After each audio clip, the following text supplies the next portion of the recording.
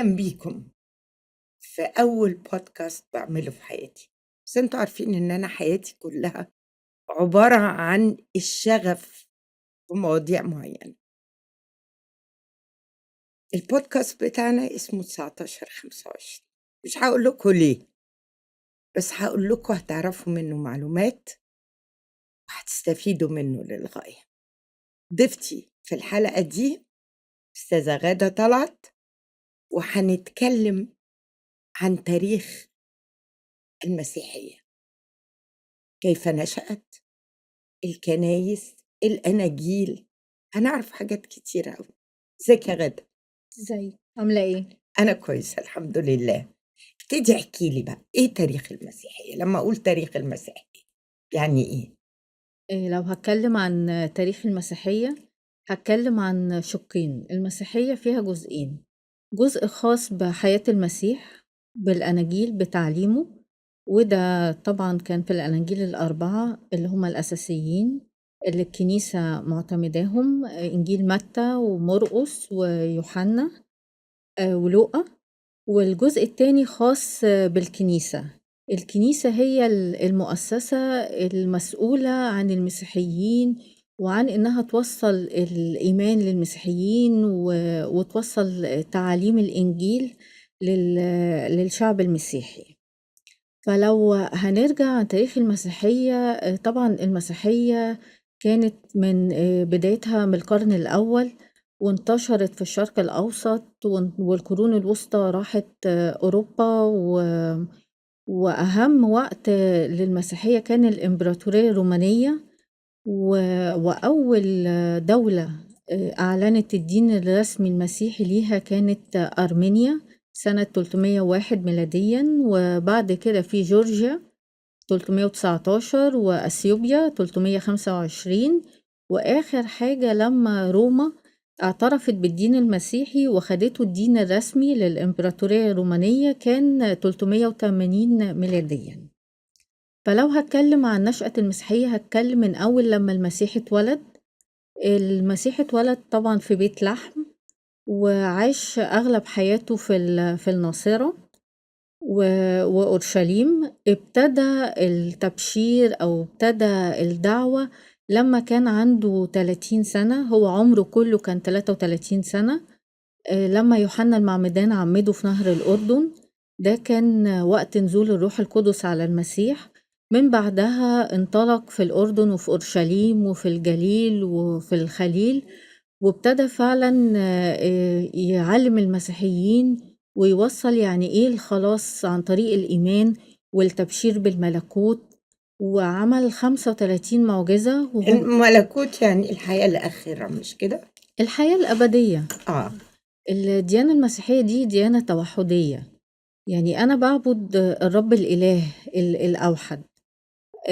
وابتدى يعلمنا. طبعا في اختلاف عن الشريعة اليهودية، لأنه بداية المسيحية أصلا كانت جماعة يهودية، لأن الديانة اليهودية هي اللي كانت أساس. طبعا في اختلاف ما بينهم، وفي قرب جدا. في القرون الأولى كان تقريبا الاختلاف كان في شرائع معينة خاصة بالختان وخاصة بالطلاق. مع إن الديانة المسيحية كانت متشددة جدا في قصة الطلاق وفي قصة وحدانية الذكر والأنثى، وفي الإخلاص، وإنه الزواج يكون من امرأة واحدة. وهي بتمثل يعني رأس الكنيسة، رأس الراجل. فكان في وحدانية بالنسبة للزواج. لكن اليهودية كانت بتركز على الختان، ختان الذكور، واحنا خدنا الجزئية دي منهم. وكان في خلاف ما بين المسيحيين اللي هم من أصل يهودي والمسيحيين اللي هم كانوا في قبرص وجنو ولبنان وأنطاكيا. دول مش أصلهم يهودي. وثنيين؟ لا، مش وثنيين. لما بولس راح وبشر بالمسيحية هناك، دول مش أصلهم يهودي. مم. أصلهم يهودي كانوا بيعتمدوا أو بيرجعوا لشريعة موسى. مم. فعشان كده أول مجمع مسكوني حصل في تاريخ المسيحية كان بسبب الخلاف دوت، إنه الناس اللي هي مش المسيحيين اللي مش من أصل يهودي هل هيحتكموا لشريعة موسى في قصة الطلاق وفي قصة الختان ولا لأ؟ وانتهى المجمع الأول اللي هو كان في أورشليم سنة 50 ميلاديا، إنه المسيحيين اللي مش من أصل يهودي ما بيحكمهمش شريعة موسى. مم. المسيح ابتدى تعليمه وهو عنده 30 سنة. طبعا ده ما عجبش اليهود وما عجبش روما وقتها، وافتكروا ان ممكن تقوم ثورة سياسية تفقدهم الحكم الذاتي. طبعا دبروا له مؤامرة وان هو يتحاكم قدام مجلس اليهود وقدام بيلاطس البنطي، وفعلا تمت المحاكمة وقالوا انه يعني لازم يموت او لازم المسيح ينتهي، لانه لو ما ماتش هيجي علينا ملك. وتم الصلب في تل الجلجثة، وده كان بعيد عن خارج أورشليم، و3 ساعات فيها داء كل أنواع الآلام والعذاب وأسلم الروح. وبعد ما أسلم الروح كان في الفصح، كانت أعياد الفصح وقتها. كان عيد الفصح ده اللي هو عند اليهود اللي هو خروجهم، يوم خروجهم من مصر، مش كده؟ كان السبت المفروض بالليل. مم. المسيح أسلم الروح واتصلب يوم الجمعة الساعة 6، ويوم الفجر الحد كانت قيامة المسيح. وكان في مريم المجدلية ومريم العذراء وتلميذه راحوا يشوفوا القبر. مريم المجدلية هي الأول اللي راحت تزوره، ولقت القبر مفتوح وما لقتش المسيح، اتخضت، ظهر لها الملاك سألته، قال لها عن القيامة، راحت بلغت كل التلاميذ. طبعا في حياة المسيح قبل ما يتصلب كان في ال12 تلميذ هم وال70 رسول، وهم دول أساس التبشير ال70 والدعوة. رسول كانوا في حياته برضو؟ المسيح يعني مش اختار. بعد ما توفى؟ لا، المسيح اختار ال12 تلميذ، اه. ودول كانوا معاه في العشاء الأخير.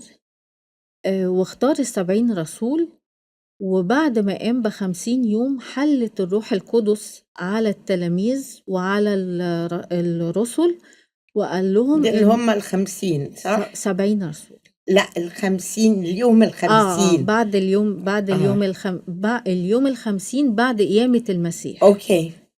حلت الروح القدس عليهم، وفي اللحظة دي هو ظهر لهم وقال لهم اذهبوا وتلمذوا وبشروا في جميع الأمم. وفعلا دي كانت بداية أول كنيسة على وجه التاريخ، بداية المسيحية. وكانت في القدس، وكانت جماعة مسيحيين أو مجموعة صغيرة جدا من الناس المآمنة بالمسيح. هما دول اللي ابتدوا مع بعض ياكلوا ويشربوا ويتعلموا ويسمعوا من الرسل والتلاميذ، وكان حياتهم كلها بيوتهم واحدة، وكانوا بيبيعوا ما يملكوا في الحقول، ويرجعوا يحطوا اللي باعوه تحت أرجل التلاميذ والرسل عشان يوزعوا على المحتاجين. وبداية أول كنيسة، طبعا احنا عندنا الأساس كان بطرس، هو اللي عمل كنيسة روما بعد كنيسة أنطاكيا. اوكي.